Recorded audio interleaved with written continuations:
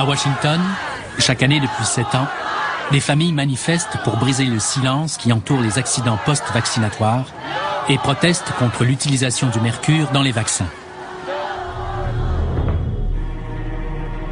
Dès l'année 2000, devant l'ampleur du phénomène, le président du comité gouvernemental de réforme au Congrès américain, M. Dan Burton, a initié une grande enquête sur les produits contenus dans les vaccins et leurs effets nocifs sur la santé de la population. Nous sommes tous au courant des bienfaits de la vaccination. C'est ce que vous nous répétez dans tous vos témoignages. Nous le savons déjà.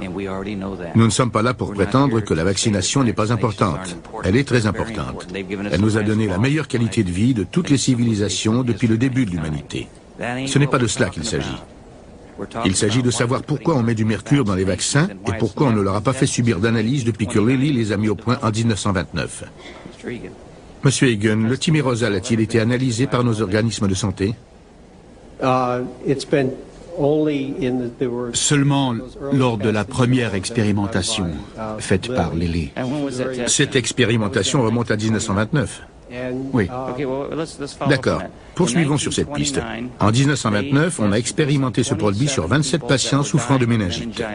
Tous ces gens sont morts de méningite. On en a conclu qu'il n'y avait aucune corrélation entre leur mort et la présence de mercure dans le vaccin. C'est la seule expérimentation qu'on ait jamais faite avec le thymérosal, je crois. Y en a-t-il eu d'autres, à votre avis? Pas sur des humains, non. Je vois. Sauf des expositions accidentelles. Donc, on injecte du mercure dans le corps des gens sous la forme d'un agent de conservation, et ce depuis les années 30, sans que nos organismes de santé ne l'aient jamais analysé. Et pourtant, vous venez témoigner ici qu'il n'y a pas de preuves, aucune preuve concluante, et l'Institut de médecine dit qu'il préfère, il ne dit pas qu'il est certain, il dit qu'il préfère rejeter l'existence d'une relation de cause à effet entre le mercure et l'autisme et d'autres troubles neurologiques. Monsieur Egan, pouvez-vous affirmer ici maintenant que la quantité de mercure qu'on injecte dans le corps d'un bébé ne lui fera aucun mal?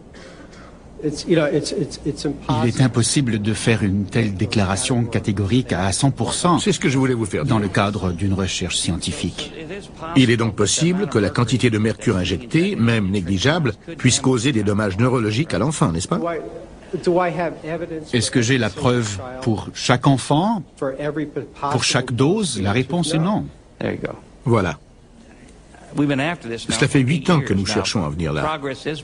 Nous avançons, mais j'ai parfois l'impression que c'est comme d'arracher une dent de sagesse.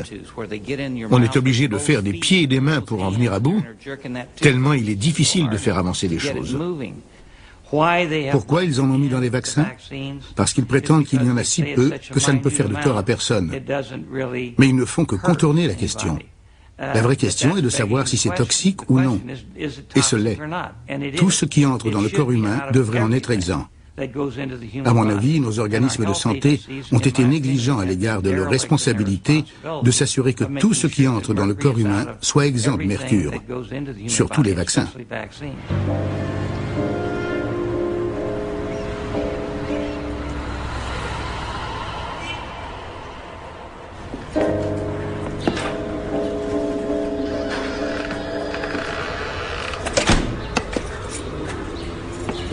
Aujourd'hui, le mercure n'est pas le seul produit controversé.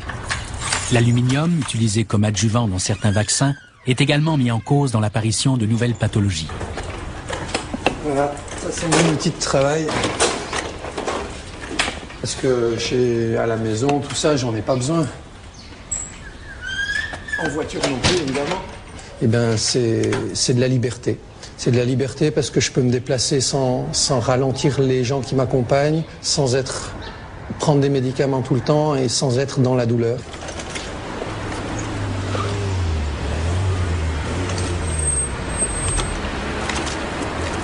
Je me préparais à aller former un technicien sur des centrales photovoltaïques. Je faisais ça bénévolement pendant mes vacances. Mon médecin m'a dit à l'époque, il vaut mieux pour la Guadeloupe faire le vaccin à l'hépatite A. J'étais vacciné en fin 99 et début 2000 et vers la fin de l'année 2000, je dormais mal, j'avais des douleurs, une sensibilité à la pression. Entre-temps, on avait éliminé la polyarthrite ankylosante, les rhumatismes, on avait fait par élimination un tas de choses, on avait parlé de fibromyalgie, de choses comme ça. Et puis ce fameux article sur la myofasciite à macrophage et le lien éventuel entre l'aluminium contenu dans les vaccins et ce syndrome qu'on pouvait isoler ou retrouver par une biopsie. La description de cette nouvelle maladie et de son lien avec l'aluminium contenu dans certains vaccins a été publiée pour la première fois en 1998 par le professeur Gherardi du CHU Mont-d'Or, spécialiste des maladies neuromusculaires. Eh bien, la biopsie musculaire, c'est une des clés du diagnostic des maladies neuromusculaires. Ce sont des maladies rares, mais qui sont extrêmement nombreuses. Je crois qu'on en a répertorié 350, quelque chose comme ça. Donc il y a une maladie par jour, on pourrait dire, différente au cours d'une année. Très convaincant, je dirais. Voilà, ici on voit beaucoup mieux. Vous avez ici un muscle deltoïde. Ce muscle est composé de plusieurs faisceaux musculaires enrobés dans un tissu conjonctif qu'on appelle un fascia. Et donc on fait une biopsie musculaire, c'est-à-dire un prélèvement chirurgical du muscle. C'est dans ce tissu conjonctif, donc la partie blanche à ce niveau-là, que se situe la lésion de myofasciite à macrophage.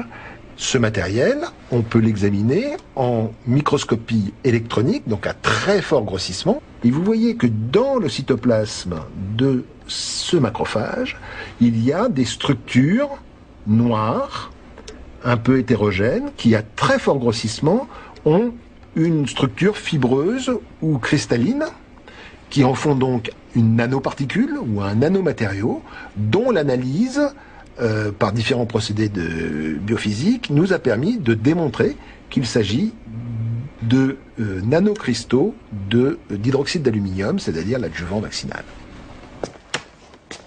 Tout comme le professeur Gherardi, le professeur Chérin étudie depuis plusieurs années la possibilité d'un lien entre l'aluminium contenu dans les vaccins et l'apparition de nouvelles maladies neuromusculaires.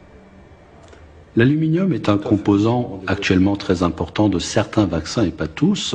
Il est ce qu'on appelle un adjuvant. C'est-à-dire quand vous vaccinez quelqu'un contre un virus, en fait vous injectez d'une part une particule virale, un fragment du virus, plus ce qu'on appelle adjuvant, parce que l'adjuvant lui permet de stimuler l'immunité contre la particule virale. Si on injecte qu'une particule virale chez un individu, l'individu ne fera jamais d'immunité. Il ne fait de l'immunité que parce qu'il existe l'adjuvant. L'adjuvant, son rôle, c'est de stimuler l'immunité. Il attraque, il amène l'immunité, les cellules immunitaires, et il dit, regardez, il y a une particule virale, faites votre immunité pour quand vous la reconnaîtrez, quand vous la rencontrerez une prochaine fois, vous la détruisez immédiatement. Donc c'est le rôle de ce qu'on appelle l'adjuvant qui va stimuler l'immunité, et cette immunité va se retourner contre la particule virale. Pour ce qui concerne la question spécifique de l'hydroxyde d'aluminium, il a été introduit dans les vaccins en 1927.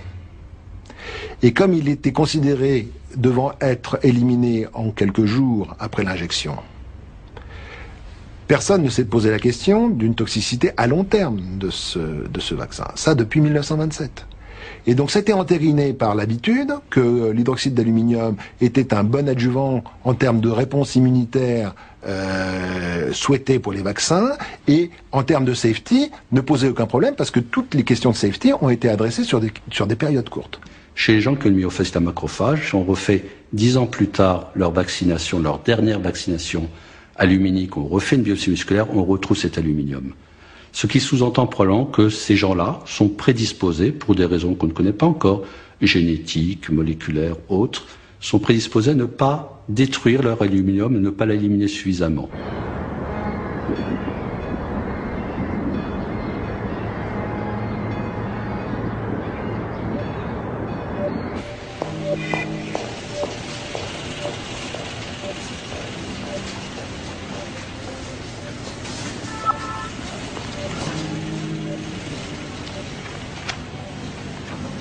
Au Québec, le docteur Rivet se consacre à l'étude du système immunitaire du cerveau. Il s'intéresse entre autres à l'existence, chez certains individus, de prédispositions génétiques au développement de maladies auto-immunitaires.